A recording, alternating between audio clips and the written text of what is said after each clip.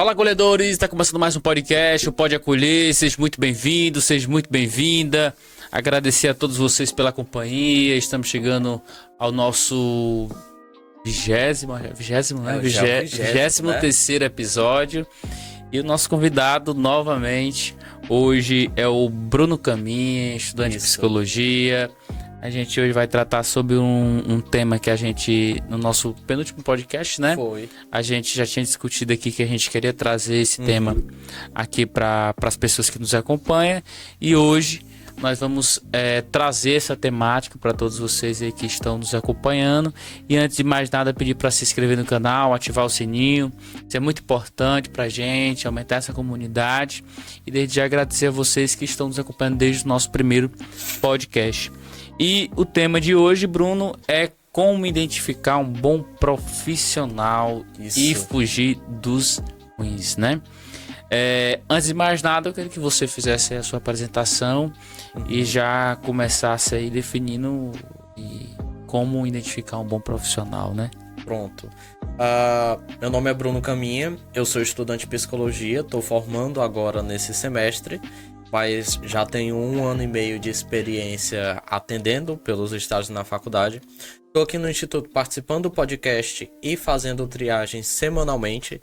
Então pode ser, por exemplo, que alguém que esteja ouvindo aqui, que esteja assistindo a gente no YouTube, já tenha sido atendido por mim. E eu sou também... Só levanta mais o... Pronto.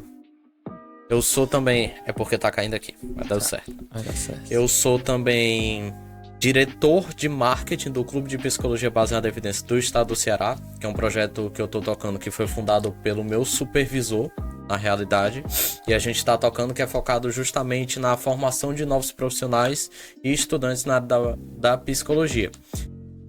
E esse tema aqui foi engraçado a maneira como surgiu, porque a gente tava conversando, eu acho que foi depois do episódio passado, né, que foi do Janeiro Branco, e aí do nada veio na minha cabeça, Rafael, e se a gente fizer desse tema aqui? As pessoas do município, elas vão pro profissional que dá, mas não sabem se aquele profissional é realmente bom, se oferece um serviço de qualidade. Às vezes, por exemplo, tem 10 minutos de consulta, 15 minutos de consulta, passa 3 remédios, te manda embora e você fica, pô, será que eu faço isso? Aí começa a dar o remédio, começa a tomar o remédio, e aí o que eu tô sentindo é certo? Como é que tá sendo? Será que o atendimento foi bom? E a gente fica perdido porque não sabe o que tá acontecendo, né? E a motivação por trás desse tema veio muito disso. Porque enquanto eu atendia aqui no instituto, quando eu atendia na clínica escola da faculdade, nas mães e pais que a gente recebe lá na Secretaria de Educação, que é onde eu trabalho, a gente tinha muito esse relato de mães e pais que foram para consulta do psicólogo, do psiquiatra, e não sabiam bem se estava prestando, por assim dizer, se era algo positivo, se estava sendo um bom atendimento. E é por isso que eu resolvi trazer esse tema. Show de bola. E, Bruno, para começar, o que define um bom profissional? Pronto. Primeiro de tudo, eu tenho que dominar aquela minha área. Então, se, por exemplo, eu sou um psicólogo, eu tenho que ter um certo domínio de psicologia. Se eu sou um médico cardiologista, eu tenho que ter um domínio de cardiologia. Não tem como correr disso aí. Você não quer ir para um médico, para um profissional que não sabe do que ele tá falando. Só que, só saber da sua área não é suficiente, porque, por exemplo, quando a gente fala de área da saúde, a gente tá atendendo uma pessoa que tá em sofrimento. Ela tá desestabilizada ali, ela tá numa situação de fragilidade por algum motivo. Então a gente tem que ter no mínimo também empatia com aquela pessoa. A gente tem que literalmente, como tá no nome aqui do instituto, a gente tem que primeiramente acolher aquela pessoa. E outro ponto muito importante que infelizmente boa parte dos profissionais não fazem é o que a gente chama de individualizar o tratamento. O que significa? Na psicologia, quando uma pessoa traz pra gente eu tenho ansiedade quando eu vou apresentar trabalho, quando eu vou falar em público. É muito comum quando a gente está atendendo algum estudante. A gente já tem uma ideia mais ou menos de como vai seguir o tratamento para isso, como que a gente vai ajudar a pessoa a lidar melhor com essa situação. Só que as circunstâncias de cada um são particulares. A tua vida foi diferente da minha, que foi diferente da vida do meu irmão. Por mais que tenhamos os mesmos pais, moremos na mesma casa, ainda é uma vida diferente e por aí vai. Então outra coisa que é muito importante é quando o profissional se atenta às particularidades daquele paciente. Então conhecer a pessoa que a gente está atendendo. Não é simplesmente eu te falar um bocado de coisa, Rafael, e te mandar pra casa e falar, fiz um bom serviço. É literalmente conhecer o Rafael, conhecer a tua história de vida, as tuas motivações, teus desejos, pra poder entender pra onde que a gente quer caminhar. Se eu não faço isso, eu tô só fazendo protocolo. Eu tô pensando, tem TDAH? Pois toma aqui a tua Ritalina e vá pra casa. Serviço feito. E às vezes isso nem serve de nada. Então, essa individualização, essa humanização do tratamento é fundamental também. Além de você saber da sua área, né? Você entender o que é o melhor para aquele determinado caso. E o que a gente chama de expertise, que é basicamente o quê? Eu posso, por exemplo, vamos dizer que eu sou um médico e eu sei que para o teu caso o melhor é uma cirurgia tal. Mas não adianta de nada se eu não sei fazer aquela cirurgia. Então tenho que ter expertise também. São esses 3 pilares que a gente chama. É a evidência que a gente tem, né? O que é melhor para aquele caso. A expertise, que é a habilidade, a capacidade do profissional. E as particularidades do paciente. Você levar em conta aquela pessoa, as especificidades dela. Então não adianta, por exemplo, eu ter os outros 2, eu sou um profissional muito bom, sei muito, mas eu não me importo com a tua história de vida, com tuas condições particulares. Não é um bom tratamento assim. Então, eu diria que esses 3 pilares principalmente. E a gente falou do bom profissional e como identificar o mau profissional. Eu separei aqui 3 sinais. Sim. Já que você colocou 3 pilares também, eu coloquei 3 sinais aqui. A questão da falta de empatia, o atendimento mal-humorado, que muitas das vezes é aquele atendimento que não é humanizado, né? E aquele atendimento que tem digamos, uma tendência de manipulação. Certo. A gente tem um profissional que é muito religioso, a gente tem um profissional que tem uma determinada crença e quer levar o paciente, seja na área da psicologia ou qualquer outra situação, para aquela crença, para aquela religiosidade, enfim. Essas 3 coisas são um sinal de um mau profissional? Se tem outros pilares também? Pronto, com toda certeza são sinais de um mau profissional. A questão do mal-humorado, que eu botaria uma aspazinha, porque, por exemplo, todo mundo tem dias ruins. Exato. E o profissional da saúde ele não escapa disso. Exato. Então pode ser que eu simplesmente tenha acontecido tudo de ruim no meu dia. Eu fui sair de casa para trabalhar, levei uma topada. No meio do caminho começou a chover. Fui no trabalho, nada dava certo. Meu amigo, se no resto do dia eu for atender, eu vou estar muito mal-humorado. Não tem pra onde fugir. Dormi mal, já acorda com o pé esquerdo também. Então a questão do mau humor, às vezes pode ser isso, mas obviamente é um dia perdido. Agora, se todo dia eu chego lá no hospital e tô com a cara mais feia do mundo, que ninguém tem coragem de chegar em mim, aí é um problema meu, aí não é uma questão externa. Então colocaria uma aspas, mas realmente é algo pra gente ficar de olho. Tu trouxe a falta de empatia também. Cara, se tu atende na área da saúde e tu não tem empatia pelos pacientes, tu tá trabalhando só pelo dinheiro. E não tem problema trabalhar pelo dinheiro. Todo mundo aqui quer, por exemplo, prover bem para sua família. Quem é pai, quem é mãe, com certeza quer dar o melhor para os filhos. Então a gente quer trabalhar por dinheiro, sim. A gente trabalha por isso. Não é só... A maioria não trabalha porque gosta, por exemplo. Às vezes odeia o próprio trabalho. Mas é porque precisa. Então não tem problema. Mas a gente tem que ter empatia, cara. Eu, na área da psicologia, eu vou estar atendendo pessoas em situações horríveis, que estão em um sofrimento horrível. E se eu não tenho empatia para aquelas pessoas, eu não vou conseguir fazer um bom trabalho. Eu não vou conseguir acolher elas. Eu não vou conseguir apoiar elas. E se eu não consigo fazer nem isso, eu não vou conseguir ajudar elas. Então, com certeza, falta de empatia é um sinal vermelho muito forte. Tu trouxe também a questão da manipulação. E aqui eu acho muito interessante. Acontece principalmente na área da psicologia, mas acontece em outras também. O que acontece? Religião é algo de foro pessoal, como chamam no direito, que é o quê? Cada um tem direito à sua religião, e eu não tenho direito de chegar na tua e sair falando mal dela, ou então ficar querendo te tirar dela, coisa do tipo, certo? O profissional da saúde, nós somos eticamente obrigados a deixar de lado a nossa religião quando a gente está no consultório atendendo. Então eu com certeza não posso te trazer para a minha religião ou ficar incentivando. Se um profissional faz isso, e principalmente se ele não faz o serviço dele e ainda fica te empurrando para uma religião específica ou para te tirar de alguma, ele está ele tá cometendo infração ética, ele tá indo contra o próprio código de ética. Isso vale para médico, fisioterapeuta, nutricionista, psicólogo, seja lá o que for. Porém, eu vou adicionar esse adendo aqui. Na área da psicologia, às vezes a gente atende pessoas que são realmente muito religiosas. E a religião, às vezes, é um ponto de força para aquelas pessoas. Aí, nesse caso, você tá com uma pessoa muito fragilizada. Você vê que, por exemplo, rezar deixa ela mais tranquila. Depois que ela reza o texto, de repente a cabeça dela que estava cheia, ela fica tranquila. A gente vai incentivar esse hábito da pessoa. Não é que a gente, por exemplo, tá querendo empurrar ela para outra religião. Mas se é um ponto de força, a gente utiliza isso a nosso favor. É por isso que, por exemplo, às vezes você vê médicos conversando muito sobre religião com os pacientes. É porque religião frequentemente é um ponto de força. E quando a gente pode, a gente quer estimular. Mas sim, se você chega numa consulta, o profissional ele não está fazendo o serviço dele e ele fica, por exemplo, ele propõe que simplesmente rezar já vai resolver seu problema, aí já é algo seríssimo, uma infração ética muito séria e que infelizmente acontece bastante. Bruno, e se tratando de um tratamento individualizado? O que seria um tratamento individualizado? Pronto. O que acontece? Eu vou voltar para o caso da pessoa que tem ansiedade social, certo?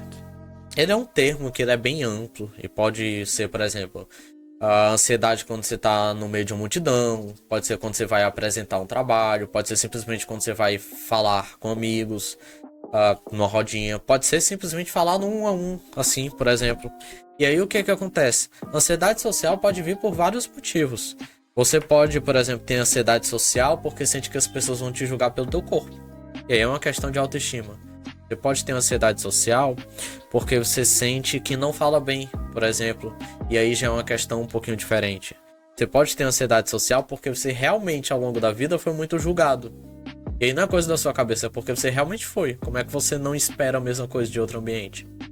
Então a gente pode ter várias causas diferentes. A ansiedade da pessoa pode se manifestar diferente. Tem gente, por exemplo, que com ansiedade tem muito ataque de pânico, né? Então perde o controle da respiração. Tem outras que elas se fecham para si, ficam de cara feia o tempo todo e fica o turbilhão de pensamentos na cabeça. Então, e até a própria situação particular da pessoa em casa, com família, as pessoas com quem ela se relaciona, tudo isso vai ser diferente de caso para caso. Então, quando a gente fala de atendimento individualizado, o que eu tô falando? No caso da psicologia, que é minha área, eu te atendendo, eu vou passar, por exemplo, 3, 4 sessões tentando entender como é que funciona a tua vida hoje. Como é que foi teu histórico de relacionamentos, como é que tu se relaciona com as pessoas. E a partir daí, que quando eu for traçar um plano de tratamento, vai ser algo pra ti, Rafael. Então, por exemplo, vai ser um plano que não funcionaria pro meu irmão, não funcionaria para um amigo meu, porque foi traçado pra ti. Se eu pego algo super genérico e jogo pra ti, não vai funcionar tão bem. Tu não vai se sentir contemplado, não vai te ajudar tanto, talvez tu se sinta até invalidado. Então, quando a gente fala de um atendimento individualizado, é basicamente isso. Eu tive um caso, por exemplo, e deixando claro, desde que a gente fale de maneira extremamente vaga assim, a gente não pode dar informação. Já tive de atender uma pessoa que queria melhorar o rendimento em estudos. E aí eu fiz uma perguntinha que muitas vezes não fazem, né? Os profissionais da saúde. Mas eu perguntei, pô, tu toma café? Aí eu tomo, gosto bastante de café. Eu tomo quanto? Ele, muito. Aí eu, tá, tu toma muito, mas muito é 2 xícaras, 2 canecas dessa, como é que é? Não, eu tomo 4 canecas dessa aqui no dia. Essa quantidade aqui que eu tô mostrando na câmera. Aí eu na minha cabeça, putz, ele não dorme não. Aí quando eu cheguei na parte do sono, eu disse, eu realmente não consigo dormir. Deu 3 horas da manhã, eu acordo e não durmo mais. Aí eu, tá. E tu toma café onde? Em casa? Não, é porque eu tomo de manhã, né? Café da manhã. Aí eu almoço, depois eu tomo um cafezinho. Quando dá 4 horas da tarde eu vou na minha sogra e ela sempre me oferece um café, eu não posso negar, né? Aí eu, tá certo. Na minha cabeça. Eu não posso falar pra ele tomar de parar café. Ele não vai. Ele vai na casa da sogra, a sogra vai oferecer, ele vai negar. Se eu falo isso, ele vai simplesmente quebrar a dieta. Aí o que eu fiz com ele? Eu perguntei se ele tava e disse, poxa, trocar pelo descafeinado. que ele continua tomando café que ele gosta, mas não vai ter a cafeína para atrapalhar o sono. E ele disse que podia testar. Ele testou e depois de 3 semanas ele estava conseguindo dormir a noite inteira, até 5 horas da manhã, que era o horário que ele acordava para poder ir trabalhar. Então, por exemplo, eu peguei a história de vida daquela pessoa, vi que ele, eu sempre tomo café na sogra, é um fator cultural ali. Ali eu não posso me meter, eu não posso cortar isso da pessoa. Então vamos fazer uma adaptação da estratégia. Porque o problema maior não era o café, era a cafeína. Então eu fiz uma intervenção individualizada pro caso dele. E aí surtiu efeito. Se eu simplesmente falo, bora cortar o café, ele provavelmente não ia conseguir, não ia dar em nada. Ele ia se frustrar, porque ele não conseguiu fazer o que o psicólogo, o terapeuta pediu. E a gente não ia caminhar para canto nenhum. É mais ou menos isso que é uma intervenção individualizada. Entendi. E voltando bem rapidinho aqui, Bruno, para aquela questão de como encontrar o bom profissional ou não, procurar saber do currículo, da carreira do profissional, é importante na hora de procurar esse profissional das áreas da saúde?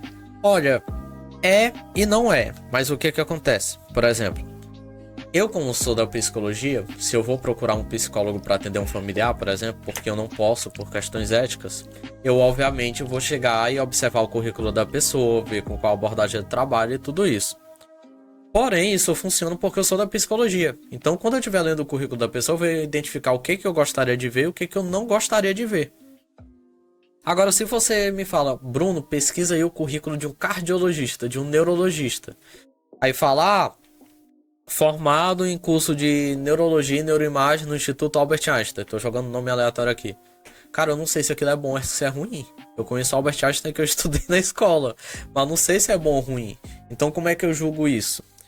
É interessante ver o currículo, só que às vezes a gente simplesmente não tem o conhecimento. Então, o que é que eu gosto de fazer? Eu chego, por exemplo, num primo meu que a esposa dele é médica. Aí Lucas, eu tô querendo procurar um médico, não sei o que. Esse currículo é legal? Esse profissional é legal? Tu pode perguntar pra fulana? E aí ele me dá o retorno. A gente pede ajuda, a gente consulta quem entende melhor, justamente porque a gente não tem esse conhecimento todo.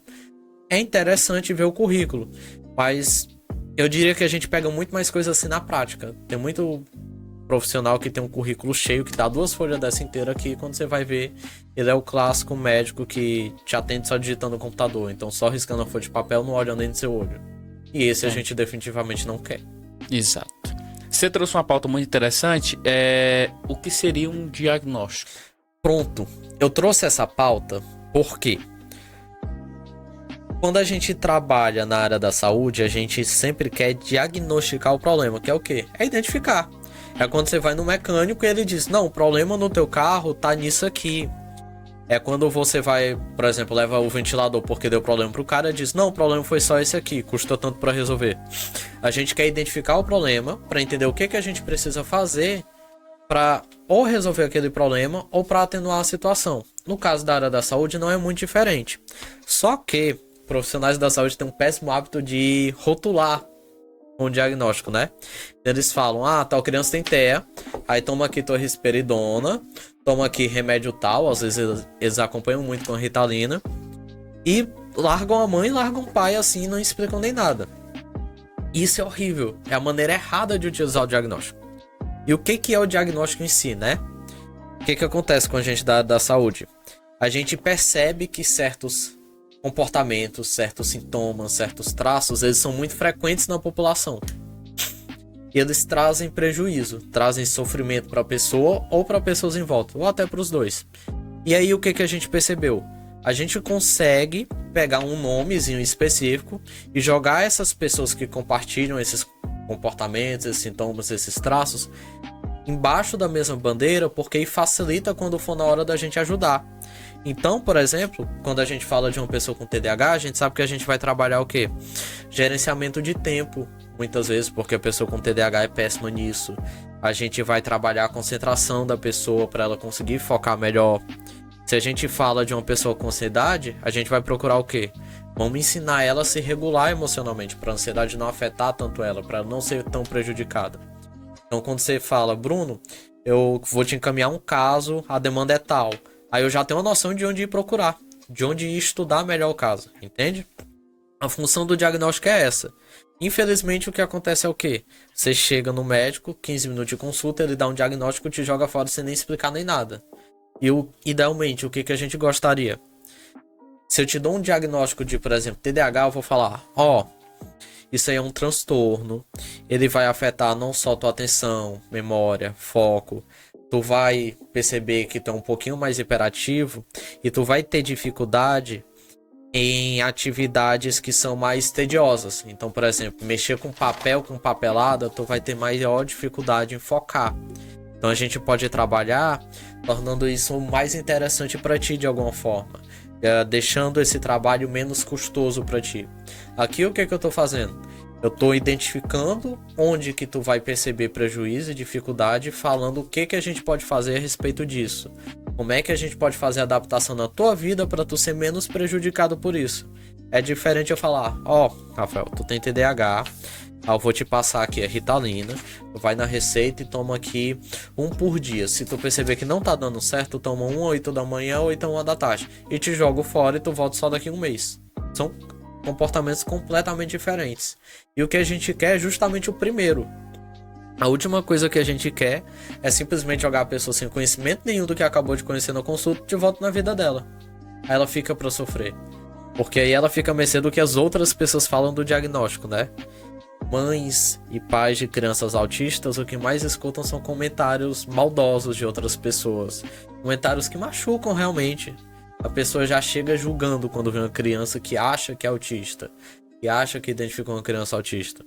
Então, quando a gente chega nesse pai, nessa mãe, consegue ensinar direitinho o que é realmente o diagnóstico, a gente blinda eles um pouquinho para isso e deixa eles mais preparados para ajudar a criança, por exemplo.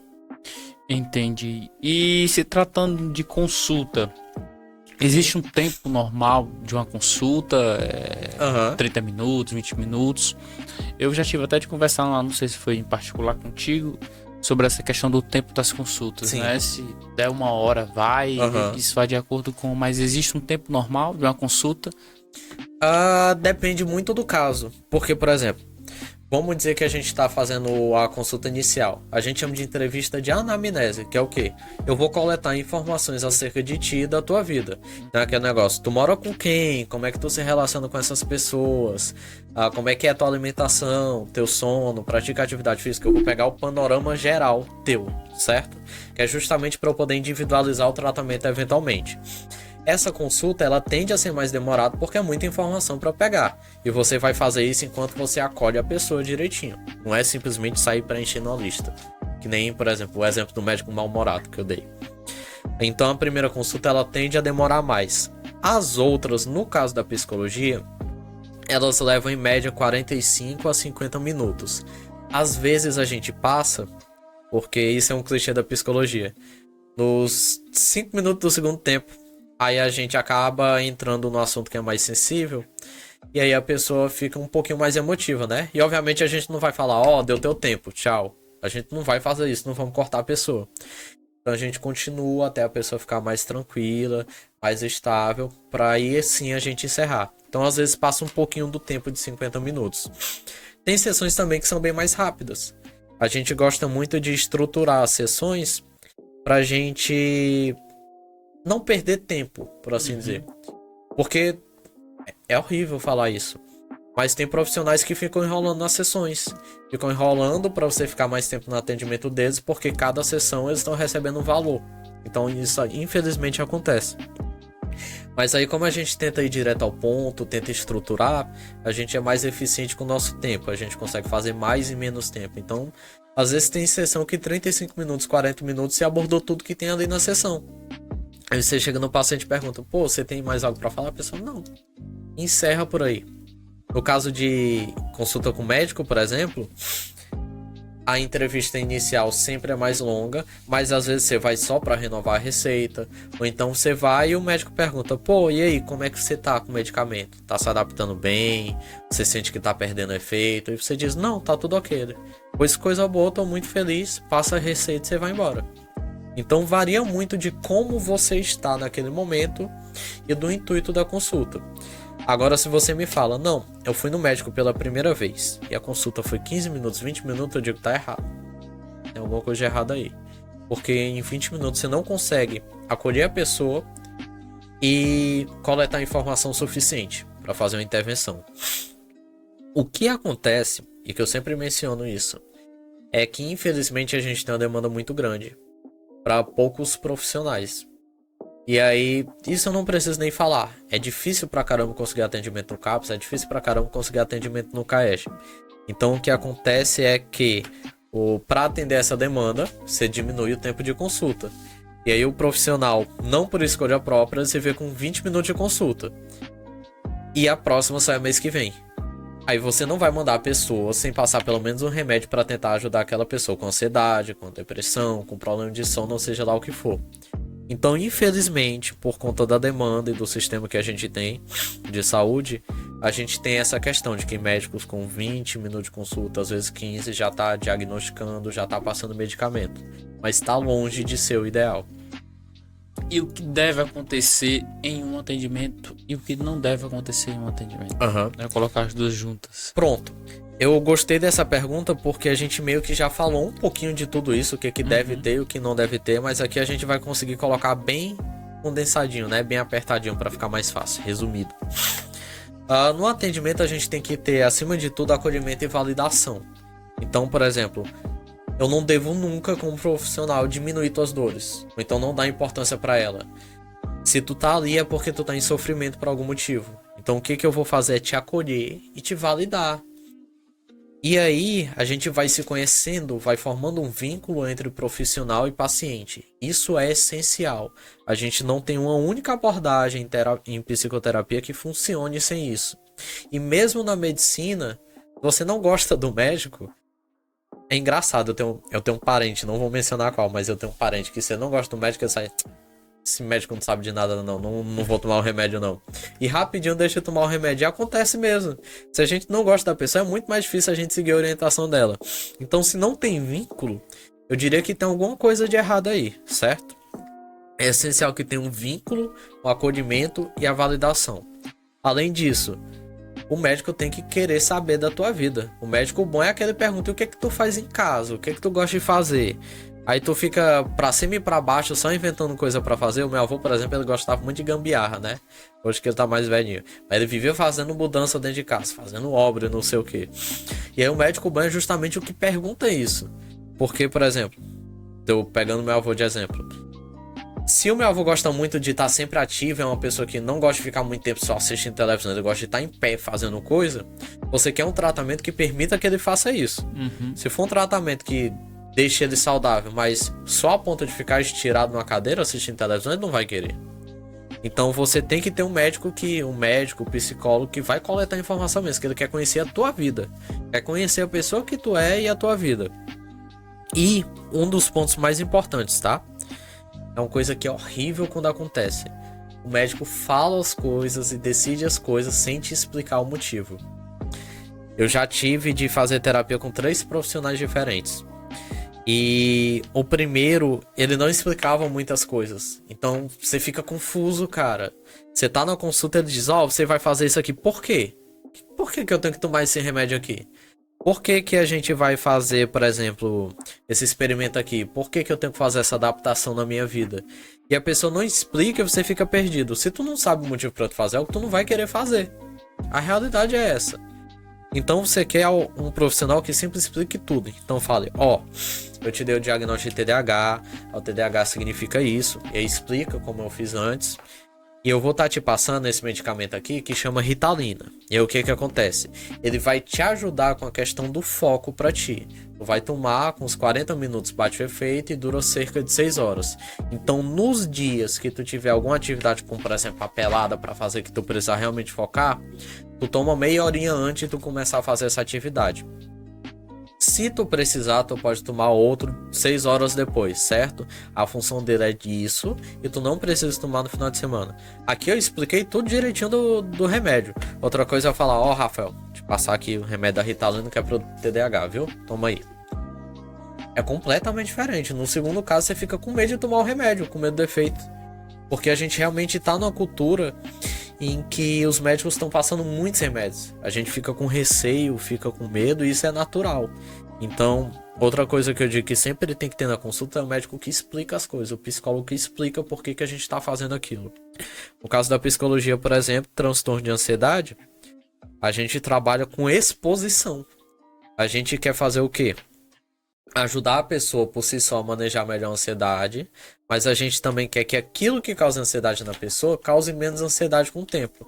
Então, eu tenho ansiedade social. Envolve o que no tratamento? A pessoa vai ter que sair para um ambiente que causa ansiedade nela, para essa ansiedade ir reduzindo, para ela ir se habituando. E aí o que é isso? Eu tô te pedindo para fazer algo desconfortável. Tô te pedindo para fazer algo que te causa ansiedade.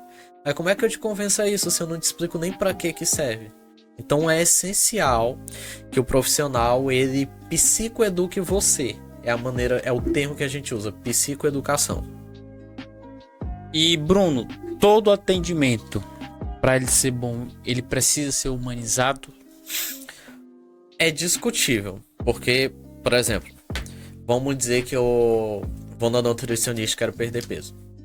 Aí ela vai e me faz uma dieta, eu sigo a dieta, por conta disso, entrei em déficit calórico, perdi peso. O tratamento funcionou para o objetivo? Funcionou. Ela, teoricamente, nem precisa olhar na minha cara para isso. E funcionaria do mesmo jeito. Só que as chances disso funcionar são muito menores. Porque entra naquela questão, se o médico não olha nem na minha cara, eu não vou ter muita confiança nele. Eu não vou com a cara dele. E se eu não vou com a cara do profissional, tem menos chances ainda de eu seguir aquilo que ele está me propondo. Além disso, se ele nem olha na minha cara, ele provavelmente não quis me conhecer a minha história de vida, como é que tá a minha vida hoje. Se ele não quis fazer isso, então o tratamento que ele me passa não é individualizado, não é voltado para as minhas circunstâncias. Então já tem outra coisa aí que faz com que o tratamento tenha menos chance de funcionar. Então assim, pode funcionar sem ser humanizado? Talvez funcione, mas as chances são bem menores.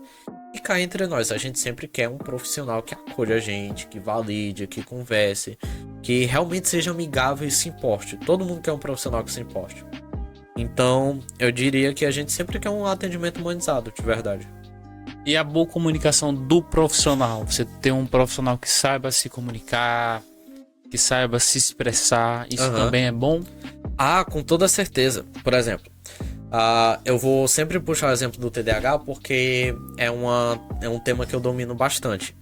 Eu poderia chegar para ti e falar, não, porque o TDAH é um transtorno do desenvolvimento, aí envolve uma desregulação na liberação de dopamina, na via mesocortical, do córtex pré-frontal. Eu posso soltar um bocado de termo para ti, eu não vou estar mentindo, eu vou estar explicando o TDAH, como é que ele funciona.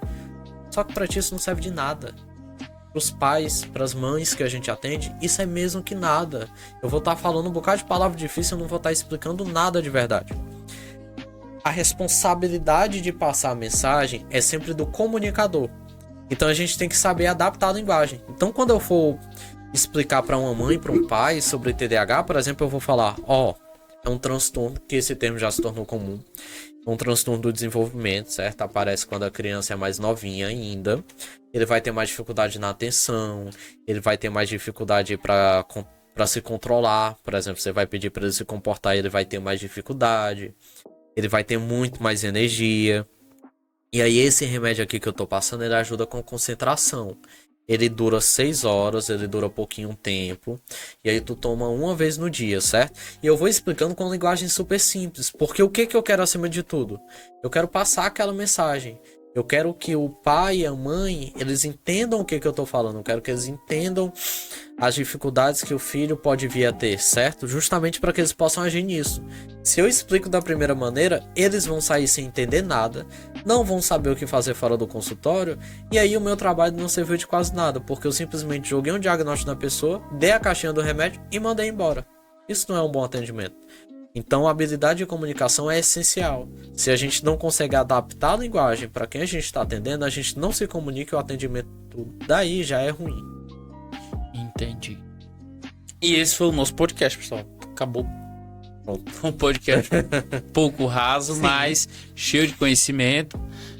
Espero que a gente possa ter contribuído com o conhecimento, com as dúvidas aí de vocês, em realmente poder saber procurar um bom profissional. E novamente, Bruno, muito obrigado pela sua participação. O Bruno é um cara sempre atencioso, sempre quando a gente se fala e eu peço, solicito que ele venha fazer esses podcasts, ele vem, não hesita, e eu só tenho muito a lhe agradecer por estar mais uma vez aqui junto com a gente, trazendo mais um tema, e que a gente possa trazer outros temas aí que possa acrescentar na vida e no dia a dia das pessoas, com toda certeza, que nos acompanham aqui. Então deixo o espaço aberto para suas considerações finais. Pronto, com toda certeza. Eu agradecer novamente pela oportunidade, né? Porque é sempre muito bom estar por aqui. Que nem eu falei no último podcast, né? É muito gratificante a gente poder fazer algo que tem um alcance maior. Enquanto eu, como profissional atendendo, eu tenho alcance a uma pessoa por vez, isso é muito limitado. Enquanto aqui no podcast eu posso alcançar 20, 30, 40, 50 pessoas. E esse conhecimento pode vir a ser útil para alguém. Se foi útil para uma pessoa, já fez valer, sabe? Se uma pessoa chega no atendimento e diz: opa, isso aqui não tá certo, eu vou em outro profissional, eu vou consultar outro profissional, pra mim já tá bom demais. Foi inclusive algo que aconteceu numa triagem que eu fiz, em que a pessoa responsável do paciente, né, chegou e disse: não, eu tenho esse laudo aqui, só que ele tá muito simples, bem curtinho, o médico não explicou nada, eu não confiei não, vim nesse outro. Pô, mas fez certo mesmo, porque tava muito estranho realmente. Aí quer dizer, essa pessoa, essa mãe, ela identificou que tinha algo de estranho, foi para uma profissional que realmente acolheu a criança dela, que realmente fez várias consultas para poder diagnosticar, e de repente conseguiu um tratamento que tá funcionando, entende? Então, para ela fez diferença, e era justamente isso que eu queria passar nesse podcast aqui. Dar um pouquinho de informação que pode vir a ser útil para as pessoas, para que elas façam o mesmo que essa mãe conseguiu fazer. E por sua vez melhorar a qualidade de vida da gente, né? Da gente, dos nossos filhos, pais, irmãos e todo mundo.